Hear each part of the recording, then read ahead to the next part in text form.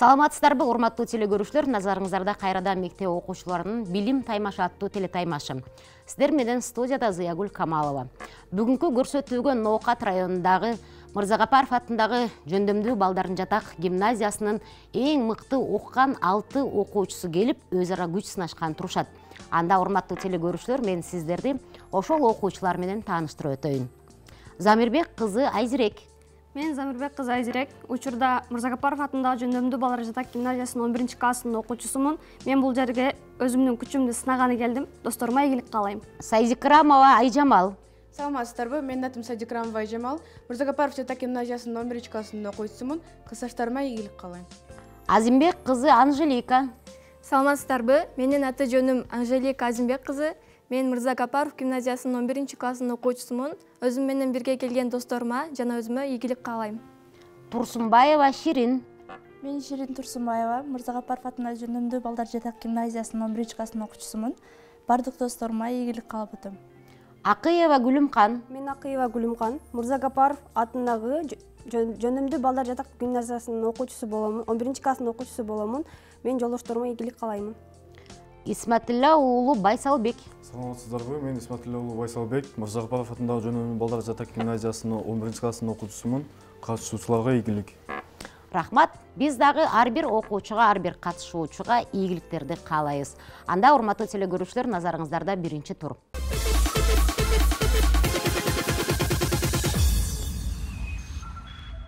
Биринчи турда окуучуларыбыз предметтик суроолорго тесттик варианттар менен жооп берет. Азыр биздин оюндун алгачкы суроосу Айзирекке берилет. Айзирек, астрономия. Күндүн түпкүрүндө кандай процесс жүрөт? Жооптор: биринчиси термоядролук реакция, экинчиси коваленттик реакция, үчүнчүсү термохимиялык реакция, төртүнчүсү реакция. Кайталап коюшпу? Күндүн түпкүрүндө кандай процесс жүрөт? Биринчиси жооптору термоядролук реакция, экинчиси коваленттик реакция, үчүнчүсү термохимиялык реакция, төртүнчүсү жөн гана реакция. Коваленттик. Коваленттик күндүн түпкүрүндө термоядролук реакция жүрөт экен. Айзирек, жооң туура эмес. Экинчи суроо Айжамалга, кыргыз тили. Аяк деген сөздөгү тыбыш тамганын саны. Жооптору: биринчиси 3 тамга 3 тыбыш, экинчиси 3 тамга 4 тыбыш, үчүнчүсү 2 тамга 3 тыбыш жана төртүнчүсү 4 тамга 4 тыбыш. 3 тамга 4 тыбыш. Жооң туура, азаматсы. Анжелика, химия. Менделеевдин мезгилдик системасындагы алгачкы элемент кайсы? Жооптору: биринчиси суутек, экинчиси көмүртек, үчүнчүсү алтын, төртүнчүсү алмаз. Суутек. Суутек бул Менделеевдин мезгилдик системасындагы алгачкы элемент. Жооң туура. Ширин, география. Африканын түндүк жээгин чулгаган деңиз. Жооптору: биринчиси Кызыл деңиз, экинчиси Аравия деңизи, үчүнчүсү Эгей деңизи, төртүнчүсү Жер ортолук деңиз. Жер ортолук деңизи. Африканын түндүк жээгин чулгаган деңиз. Жооптору: биринчиси Кызыл деңиз, экинчиси Аравия деңизи, үчүнчүсү Эгей деңизи, төртүнчүсү Жер ортолук деңиз. Аравия деңизи. Бысы. Бысы экинчи вариантыбы же үчүнчү вариант? Аравия деңизи. Африканын түндүк жээгин Эгей деңизи чулгайт экен. Ширин, жооң туура эмес. Гүлүмкан улантат. Дүйнө тарыхы. Дүйнөлүк экинчи согуштун жыйынтыгында Японияны кайсы өлкө басып алган? Жооптору: биринчиси Кытай, экинчиси СССР, үчүнчүсү АКШ, төртүнчүсү Англия. Японияны варианттар кайталап коесузбу? Биринчиси Кытай, экинчиси СССР, үчүнчүсү АКШ, төртүнчүсү Англия. Япониянын кайсы шаарларына ушул кайсы мамлекет басып алып согуш жарыялаган? Варианттарына. Биринчиси Кытай, экинчиси СССР, үчүнчүсү АКШ, төртүнчүсү Англия. Ядролук курал таштаганы ошол кайсы мамлекет? Америка. АКШ. Америка, АКШ мамлекети. Гүлүмкан, жооң туура. Байсалбекте кезек, физика. Электромагниттик тала теориясын ким ачкан? Жооптору: биринчиси Рентген, экинчиси Беккерель, үчүнчүсү Кюри, төртүнчүсү Максвелл. Максвелл. Электромагниттик тала теориясын Максвелл ачкан. Жооң туура, Байсалбек. Кезек кайрадан Айзиректе. Кыргыз адабияты. Барпалыкулов кайсы жерде туулган? Жооптору: биринчиси Ач айылы Сузак району, экинчиси Кара ой айылы Жумгал району, үчүнчүсү Куртка айылы Актала району, төртүнчүсү Кыргоо айылы Кант шаары. Барпалыкулов кайсы жерде туулган дейт? ГС. Жооптор: биринчиси Сузактын ачысында, экинчиси Жумгалдын Кара оюнда, үчүнчүсү Акталанын Курткасында, төртүнчүсү Кант шаары, Кыргоо айылы дейт. Барпы Алыкуловдун туулган жери. Жумгалдын Кара оюнда. Барпалыкулов Сузактын Ачы айылында туулган. Жооң туура эмес, Айзирек. Улантат, Айжамал, биология. Инфузория туфелька кайсы органы менен тамактанат? Жооптор: биринчиси ооз тешиги, экинчиси кирпикчелери, үчүнчүсү бүт денеси, төртүнчүсү тамыр буттары. Кирпикчелери? Кирпикчелери. Инфузория туфелька кайсы орган менен тамактанат экен? Кирпикчелери. Ооз тешиги менен эле тамактанат экен, Айжамал. Жооң туура эмес болуп калды. Анжелика, дүйнө тарыхы. 8 кылымдын 1 жарымында арабтардын мамлекети кандай деп аталган жана борбору кайсы жерде болгон? Жооптору: биринчиси Эмират борбору Кордова, экинчиси Королдук борбору Мекке, үчүнчүсү Империя борбору Багдад, төртүнчүсү Халифат борбору Дамаск. Халифат борбору Дамаск. Азаматсың, Анжелика. Жооң туура. Ширин, информатика. Текст редакторда колдонулуучу эң кичинекей объект эмне? Жооптору: биринчиси символ, экинчиси курсор, үчүнчүсү монитор, төртүнчүсү шрифт. Б вариант. Тексттик редакторда колдонулуучу эң кичинекей объект кайсы экен? Жооптор: биринчиси символ, экинчиси курсор, үчүнчүсү монитор, төртүнчүсү шрифт. Курсор. Менимче эң кичинекей объект бул символ. Ширин, жооң туура эмес. Зоология, Гүлүмкан. Коёндордун кайсы тиши болбойт? Биринчиси кашка тиштери, экинчиси кылкыйма тиштери, үчүнчүсү азуу тиштери, төртүнчүсү сүт тиштери. Азуу тиштери болбойт. Коёндордун кайсы тиши болбойт дейт? Кашка тиштери, кылкыйма тиштери, үчүнчүсү азуу тиштери, төртүнчүсү сүт тиштери. Сен кандай деп ойлойсуң, Гүлүмкан? Кайсы тиши болбошу мүмкүн? Азуу тиштери болбойт деп ойлойм. Кылкыйма тиштери болбойт экен, Гүлүмкан. Жооң туура эмес болуп калды. Байсалбек, адам жана коом.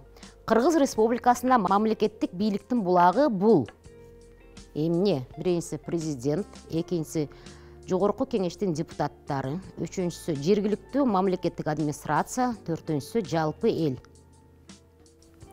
Жалпы эл. Албетте бул Кыргыз Республикасында мамлекеттик бийликтин булагы бул албетте жалпы эл. Байсалбек, жооң туура. 19 кылымдын 40 жылдарында түндүк кыргыздардын хан аталган Сарыбагыш уруусунун башчысы. Жооптор: биринчиси Атаке, экинчиси Тынай, үчүнчүсү Ормонхан, төртүнчүсү Шабдан Баатыр. 19 кылымдын 40 жылдарында түндүк кыргыздардын ханы аталган Сарыбагыш уруусунун башчысы ким? Биринчиси Атаке Баатыр, экинчиси Тынай Баатыр, үчүнчүсү Ормонхан, төртүнчүсү Шабдан Баатыр. Шабдан Баатыр. Сарыбагыш уруусунун башчысы бул Ормонхан. Айзирек, жооң дагы туура эмес. Айжамал, анатомия. Кишинин канынын ылдамдыгы минималдуу болгон кан тамырлар кайсылар? Жооптор: биринчиси аорта, экинчиси артерия, үчүнчүсү капиллярлар, төртүнчүсү вена. Капиллярлар. Капиллярлар. Азаматсың, Айжамал. Анжелика улантат. Астрономия. Гигант планеталарға қайсылар кирет? Жооптор. Биринчиси Марс, Юпитер, Уран. Экинчиси Сатурн, Плутон, Нептун.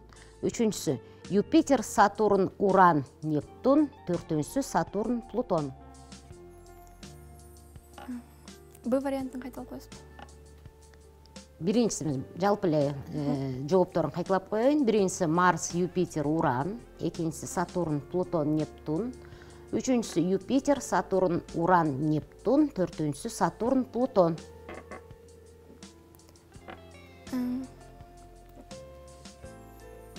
Сатурн, Б варианты оюм. Сатурн, Плутон, Нептун. Негизи планеталар экке бөлүнөт да, гигант планеталар жана кичинекей планеталар деп. Анда мындагы гигант планеталарга Юпитер, Сатурн, Уран, Нептун кирет экен. Айжамал. Ширин улантсын, кыргыз тили кан мүчөсүнүн түрүн белгилегиле. Жооптору: биринчиси жөндөмө, экинчиси көптүк, үчүнчүсү атооштук, төртүнчүсү таандык.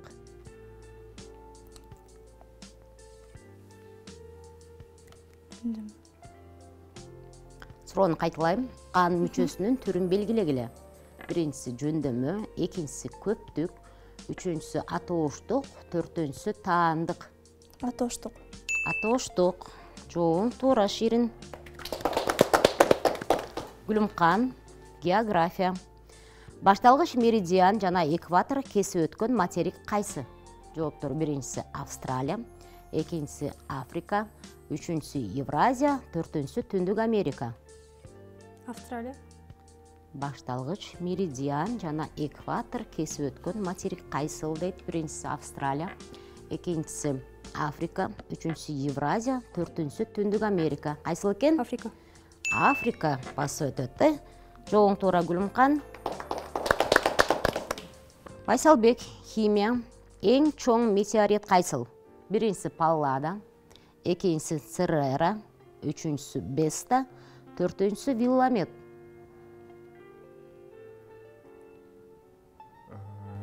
Биринчи жооп. Эң чоң метеорит кайсыл дейт? Биринчиси Паллада, экинчиси Церера, үчүнчүсү Беста, төртүнчүсү Вилламет. Паллада. Паллада. Эң чоң метеорит бул Церера экен, Байсалбек. Жооң туура эмес.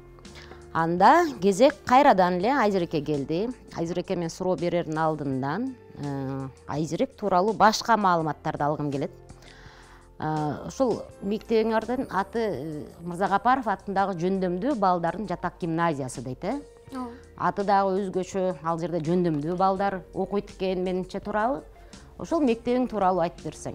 Эмне үчүн жөндөмдүү деп аталган? Жөндөмдүү балдар окушат. Мырзагапаров атындагы жөндөмдүү балдар жатак гимназиясында негизинен жөнөкөй балдар окуйт десем жаңылышпайм. Анткени ар бир окуучунун өзүгө таандык, башкалар аткара албай турган кандайдыр бир таланттары бар. Биздин гимназияда жалпысынан 46 мугалим эмгектенет. Алар бизге өтө жакшы тарбия берүүдө десем жаңылышпайм. Алардын билими, бизге берген билими аябай бизге жеткиликтүү жетет. Рахмат. Анда сага суроо: кыргыз адабияты Мариям менен көл жээгинде аңгемесинин автору ким? Биринчиси Баялинов, экинчиси Тыныстанов, үчүнчүсү Сыдыкбеков, төртүнчүсү Осмонов.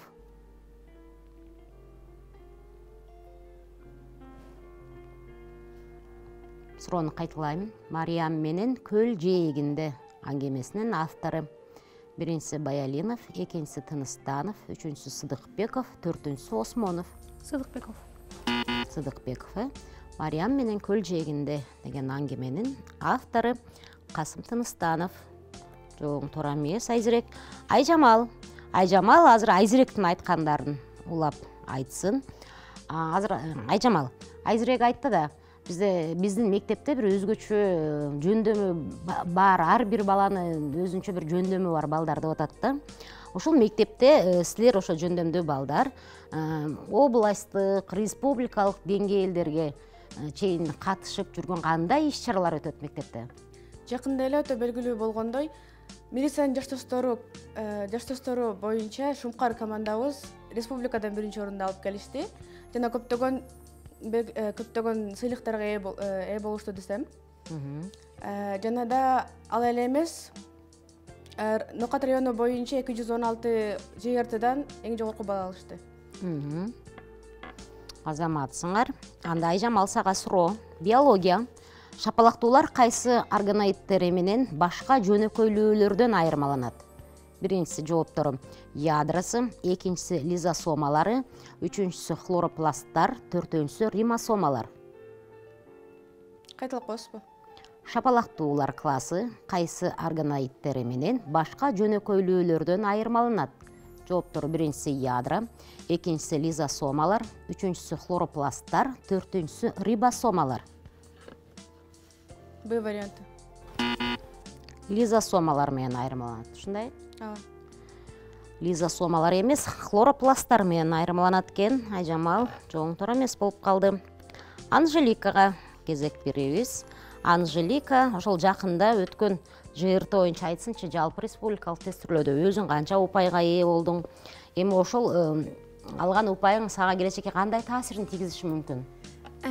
Мен азыркы учурда 11 класс болгон үчүн жалпы республикалык тестти алдыда тапшырабыз. Бирок пробный тесттерден 193 баллды алып жатам. Демек, азыр жалпы республикалык тестирлөөнүн негизге таап өткөнгө сен азыртан даярданып даярданып жатасың. Демек, ошол окуу жылынын аягында өтө турган тестирлөөдөн 193-төн дагы жогору упайга жетесиң деп ишене суралы. Буйруса.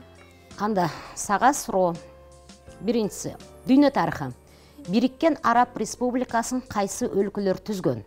Жооптор: биринчиси Египет менен Ливан, экинчиси Сирия менен Египет, үчүнчүсү Египет менен Ирак, төртүнчүсү Сирия менен Ливан. Варианттарын кайталап коесузбу? Биринчиси Египет менен Ливан, экинчиси Сирия менен Египет, үчүнчүсү Египет менен Ирак, төртүнчүсү Сирия менен Ливан. Египет менен Ирак. Египет менен Ирак, Бириккен Араб Республикасын Сирия менен Египет түзгөн экен Анжелика. Жооң туура эмес болуп калды. Анда Ширинге суроо. Информатика. Шрифттин размерин компьютердик тилде эмне деп аташат? Жооптор: биринчиси кегль, экинчиси тьюринг, үчүнчүсү редактор, төртүнчүсү символ. Суроону кайталап коесузбу? Шрифттин размерин компьютердик тилде эмне деп аташат? Жооптору: биринчиси кегль, экинчиси тьюринг, үчүнчүсү редактор, төртүнчүсү символ. Тьюринг. Тьюринг бул ошо информатика тармагына берилчү сыйлыктын аты. Ал эми шрифттин размерин компьютердик тилде кегль дешет экен. Ширин жооң туура эмес болуп калды. Ширин, сага жеке суроо. 11 классты бүткөндөн кийин кандай пландарды алдыңа коюп жатасың? Кандай кесипти тандагың келип атат? Эмне үчүн ошол кесипке кызыгып калдың? Деген маанидеги суроолор. 11 классты бүтсөм, ортодон жакшы баа алсам, Бишкек КГМга тапшырайын деп атам. Медицинский академияга. Хирург болгум келет. Буга кызыгып калган себеби мен кичинекейимде врач болгум келип, врачтарды көрүп, дагы калапчан жүргүм келет эле да. Ошо врач болуш бул менин максатым. Сен хирург болгондон коркпойсуңбу? Жок. Мисалы, хирург деген бул эң мындай жооптуу да, кандай ар кандай операцияларды өткөрүш мүмкүн. Негизи өз кыздар көбүнчө жанагы канды көргөндө ушинтип коркобуз деп көбүнчө ошол врачтык кесипти тандабай калган учурлар көп эле болот да. А сен врачтын дагы эң татаал хирургун тандап алыпсың. Демек, жүрөгүң тогуз экенсиң, Азамат. Анда Гүлүмканга суроо берем. Гүлүмкан, зоология. Териси баалуу андатыр жаныбарынын мекени кайсыл? Жооптору: биринчиси Европа, экинчиси Индия, үчүнчүсү Африка, төртүнчүсү Түндүк Америка.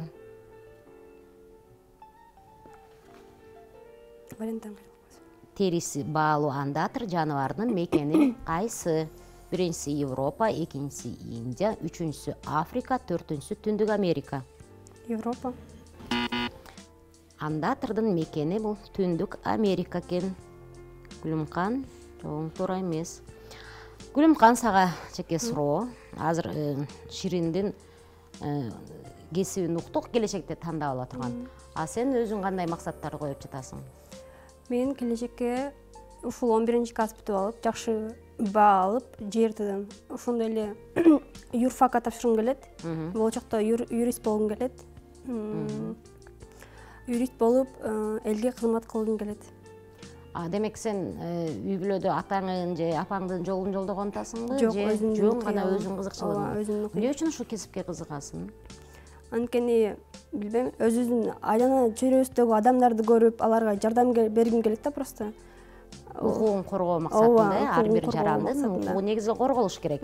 А сен ошол миссияны өзүңө жүктөгүң келет экен да? Анда сага ийгиликтерди каалайбыз. Байсалбекке суроо. Адам жана коом. Идеалдуу мамлекет теориясы кимге тиешелүү? Жооптору: биринчиси Аристотельге, экинчиси Платонго, үчүнчүсү Эпикурга, төртүнчүсү Фалеске. Идеалдуу жашоо бул Идеалдуу мамлекет теориясы кимге тиешелүү? Жооптору: биринчиси Аристотельге, экинчиси Платонго, үчүнчүсү Эпикурга, төртүнчүсү Фалеске. Жооп Платон. Платонго. Азаматсың, Байсалбек. Жооң туура. Байсалбек, ошол жөндөмдүү балдарды окутуп жаткан агай эжекеңдерге мындай каалооңду, ыраазычылыгыңды билдирип, эркин микрофон сунабыз сага. Урматтуу Мырзагапаров атындагы жөндөмдүү балдар жатак гимназиясынын мугалимдер жамааты, сиздерге эфирден салам жолдойбуз. Жана бизге талыкпай билим берип келгениңиздерге алкыш айтабыз, ыраазычылык билдиребиз. Мындан дагы буюрса, ушул келе жаткан алдагы тесттерде жана башка экзамендерде же болбосо кандайдыр конкурстарда сиздердин атыңыздарды чыгарып, мыкты болуп катышып келебиз. Сиздерге чоң рахмат. Рахмат. Азаматсың, Байсалбек. Жакшы каалоо, тилек, ыраазычылык билдирилди. Анда акыркы айлампа, акыркы суроо, биринчи турдун акыркы суроосу. Айзирек, астрономия. Астрономиялык негизги прибор эмне деп аталат? Жооптор: биринчиси обсерваториялык жалпак күзгү, экинчиси телескоп, үчүнчүсү фотоаппарат, төртүнчүсү рентген. Телескоп. Астрономиялык негизги прибор телескоп эмес, обсерваториялык жалпак күзгү экен. Айзирек, жооң туура эмес болуп калды. Кыргызстан тарыхы. Айжамал. Скобелев башкарган орус аскерлери алайлык кыргыздарды Россияга кайсы жылы каратышкан? Жооптору: биринчиси 1864 жылы, экинчиси 1868 жылы, үчүнчүсү 1876 жылы жана төртүнчүсү 1873 жылы. В варианты. В варианты 1876 жылы, ушундайбы? 1868.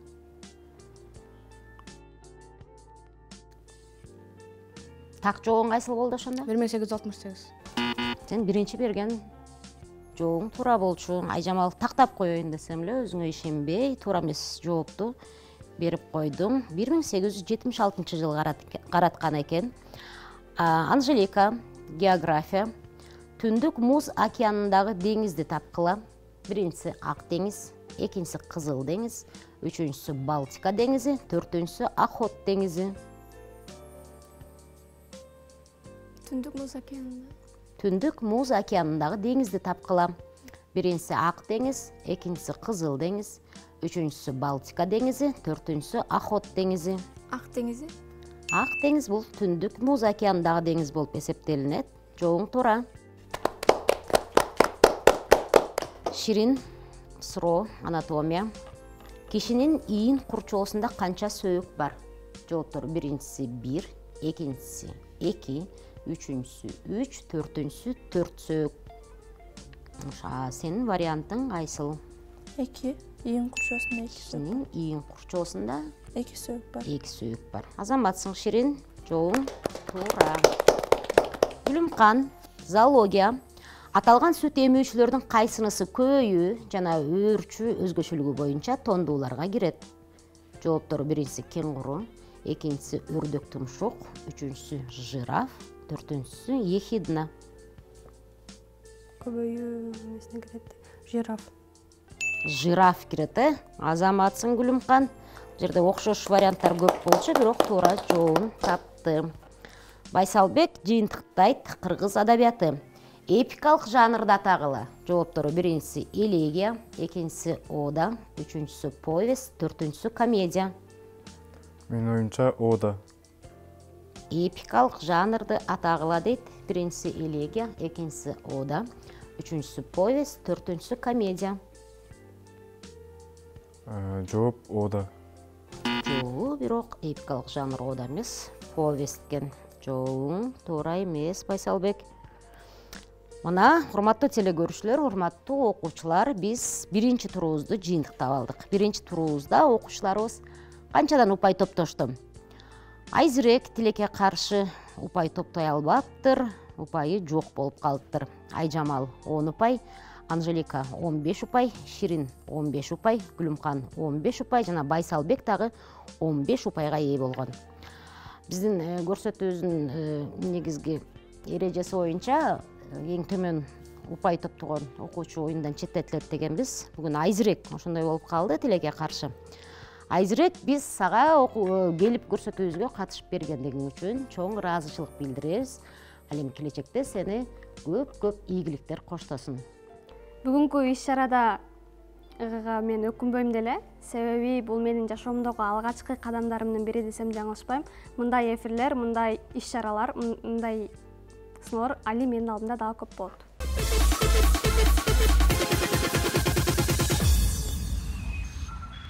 Анда, урматтуу телекөрүүчүлөр, биз экинчи туруубузду баштайбыз. Экинчи туруубуздан калган окуучуларыбыз категориялар тандап алып, ошол категориядагы суроолорго жооп берет. Айжамал категория тандасын. Бизде манастануу, музыка, макалдар, спорт, эң деген 5 категория бар. Ошол категориянын кайсынысын тандайсың, Айзирек? Акыркысы эң. Анда баштадык. Биринчи суроо. Эң ири спорттук иш-чара кайсы?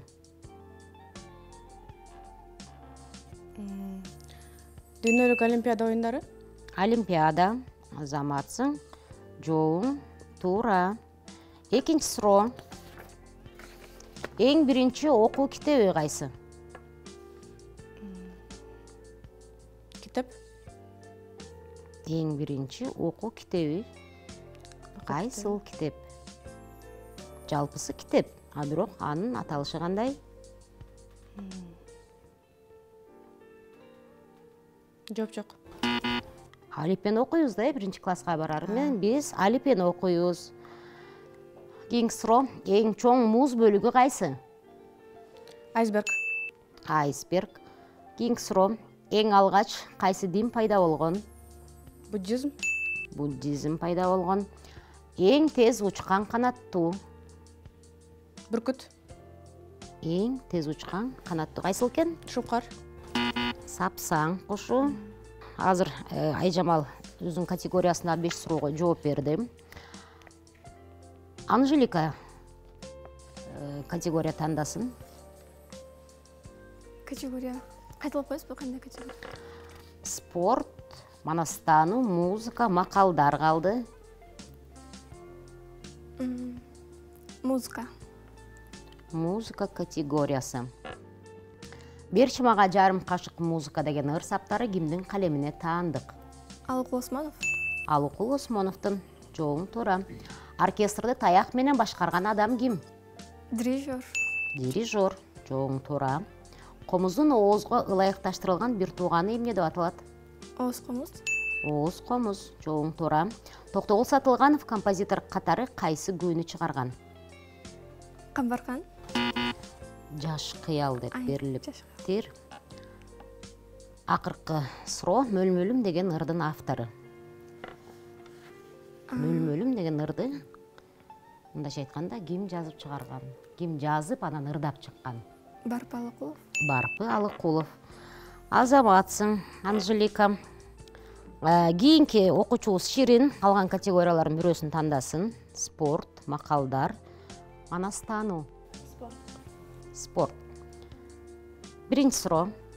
Бильярд оюнунда спортчулар шарларды уруп киргизүүчү узун таяк эмне деп аталат? Ки деп аталат. Жооң туура. Футбол оюнунда сары карточка эмнени билдирет? Футбол оюнунда сары карточка. Бал. Сары карточка эмнени билдирет? Упайды балды билдирбейт. Эмнени билдирет? Билбейт. Эскертүүнү билдирет. Кийинки суроо. Футбол оюнунда бир командада канча оюнчу болушу керек? 11 окшойт. Жок, 7 же 11. Ошондо кайсынысы? 7. 11 оюнчу ойнойт да Ширин. 11. Шахматтын канча ташы болот? Шахматтын? Шахматтын канча ташы болот? Жок, 12. 32 ташы болот. Спортчулардын финишке келүү тартибин так аныктоочу курал. Финишке келүүчү так. Финишке келүү тартибин так аныктоочу. Секундомер. Секундомер деп аталат. Жооң туура. Анда Гүлүмкан категория тандайт. Макалдар менен азыр манас таануу калды. Макалдар, Мен макалдардын биринчи бөлүгүн айтам, сен экинчи бөлүгүн улап таап айтышың керек. Биринчи макал. Жакшы эл камын ойлойт. Жакшы эл камын ойлойт.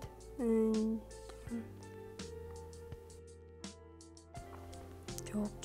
Жакшы эл камын ойлойт, жаман өз камын ойлойт. Жамандын өзү коркок. Жамандын өзү коркок.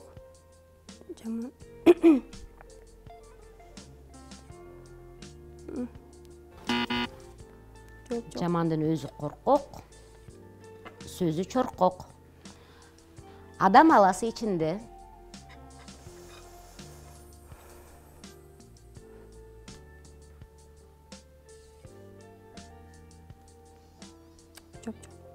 Адам аласы ичинде, мал аласы сыртында.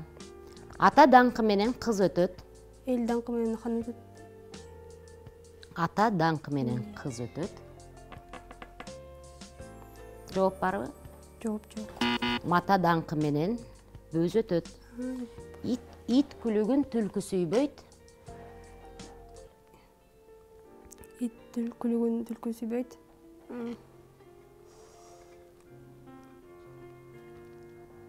Жооп.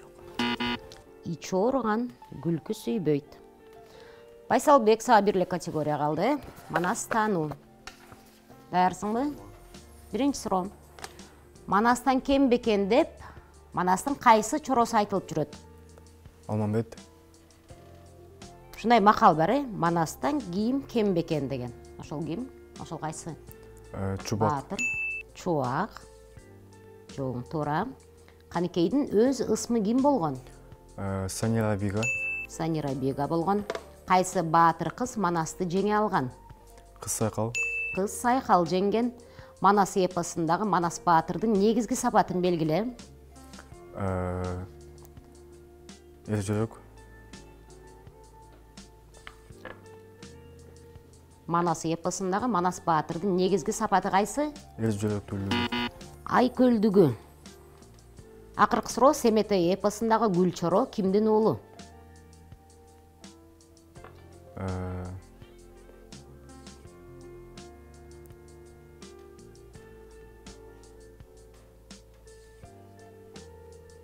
Семетей эпосундагы Гүлчоро кимдин уулу? Жок.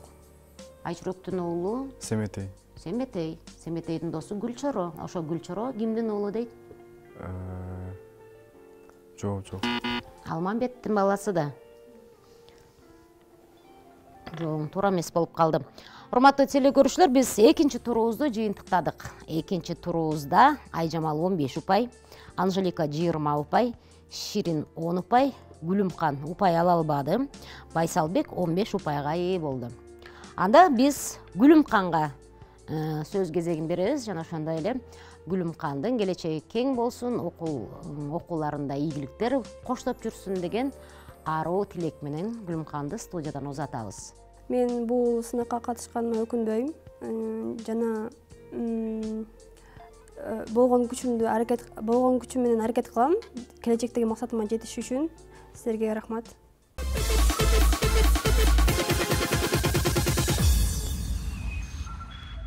Үчүнчү турду назарыңыздарга сунуштайбыз. Урматтуу телекөрүүчүлөр, анда логикалык суроолорго жооп берүүгө убакыт келип жетти. Айжамал баштап берет. Биринчи суроо. Бир мезгилде бир көпүрөдөн 3 адам өтөт. Бири басып, экөө баспай, экөө көрүп, бирөө көрбөй. Кайталап коюңуз. Бир мезгилде бир көпүрөдөн 3 адам өтөт. Бирөө басып өтөт, экөө баспай өтөт, экөө көрүп өтөт, бирөө көрбөй өтөт. Бул кош бойлуу аял колунда баласы менен, көтөргөн баласы менен. Жоң, туура. Экинчи суроо. Энеңдин сиңдисинин жездесинин баласы ким болот? Мен өзүм же менин бир туугандарым. Сен өзүң болот экенсиң. Жоң, туура. Кийинки суроо Анжеликага берем. Анжелика, акылың болсо аңдап бил, эсиң болсо эстеп бил. Энеңдин сиңдисинин жездеси ким? Атам. Өз атаң, Азаматсың. Жоң, туура. Кийинки суроо. Аны жерден көтөрүү оңой, ыргытуу кыйын. Мамык. Мамык, Азаматсың. Мына азыр эми Ширинге кезек келди. Ширин суроого жооп берет. Адамдар менен унаалар басып өтүүчү жаныбар кандай деп аталат? Зебра. Зебра деп аталат. 90 жаштагы чал кемпирин жакшы көрдүрүү үчүн эмне кылышы керек? Жакшы көз айнек тагыш керек. Көз айнек алып бериш керек, Рахмат, Ширин, жоопторуң туура. Акыркы суроо. Байсал, пилге окшош, бирок кичинекей жаныбар кайсы? Пилдин баласы. Пилдин баласы. Эң кичинекей канаттуу кайсыл? Калибри. Калибри. Азаматсыңар. Урматтуу телекөрүүчүлөр, ошентип биз 3-чү туруубузду жыйынтыктадык. 3-чү туруубузда Айжамал, Анжелика, Ширин, Байсал катышты. Алар бардыгы өздөрүнө берилген суроолорго туура жооп беришип, 4 окуучу тең 10 деген упайларды алышты. Азыр биз, урматтуу телекөрүүчүлөр, буга чейинки 2 жана 1 турдун жыйынтыгын кошуп, жалпы жыйынтыкты чыгарабыз. Ошонун негизинде бүгүнкү жеңүүчүбүз аныкталмакчы.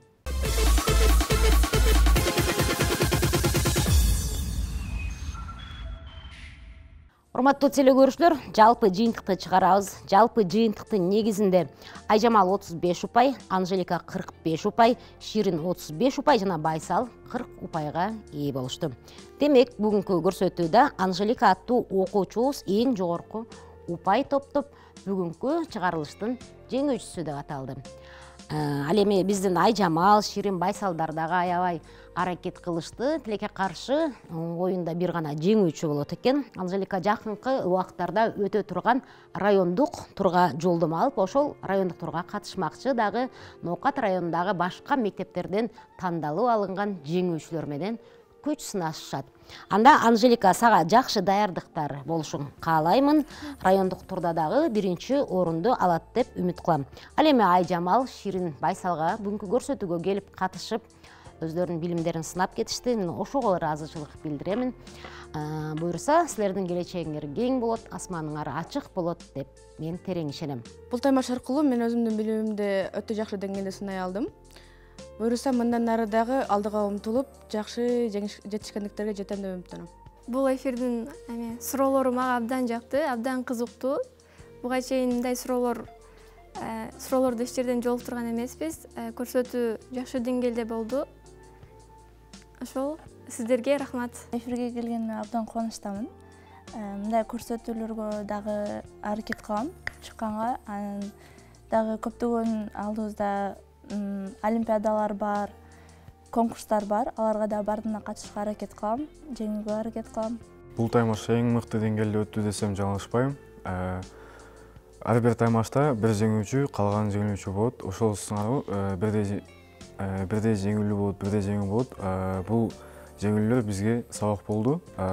Кийинкисинде мындан да жакшы катышууга аракет кылабыз. Урматтуу телекөрүүчүлөр, биздин көрсөтүүбүз ушуну менен жыйынтыгын чыгарат. Анда урматтуу телекөрүүчүлөр, мен сиздер менен коштошом. Кийинки эфир аркылуу жолугушканга чейин саламатта туруңуздар.